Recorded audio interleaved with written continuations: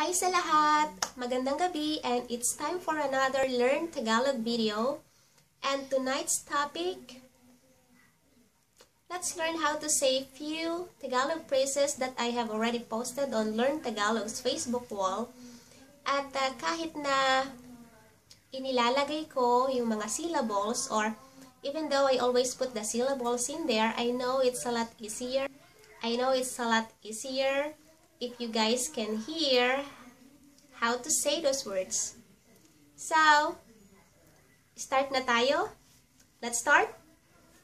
Galit ka ba? Galit ka ba? Are you mad? Okay, let's say that slowly. Galit ka ba? Galit ka ba? Galit ka ba? Are you mad?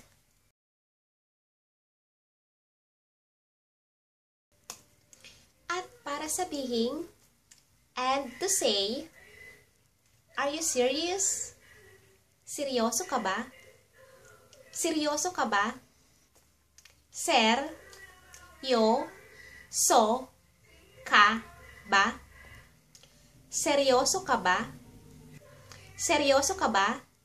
Are you serious?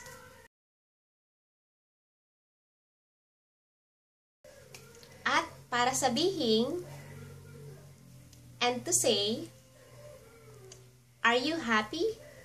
Masaya ka ba? Masaya ka ba? Ma-sa-ya ka ba? Masaya ka ba? Are you happy? Masaya ka ba? So, ayun ang ating Tagalog phrases for tonight. Those are our Tagalog phrases for tonight. Let's have a review.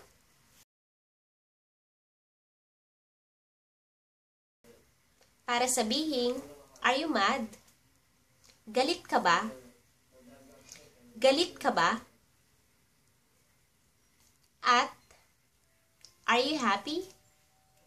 Masaya ka ba? Masaya ka ba? At ang huli, or last one, are you serious? Seryoso ka ba? Seryoso ka ba? So, ayun ang ating mga Tagalog phrases for tonight. Those are our Tagalog phrases tonight. Good night!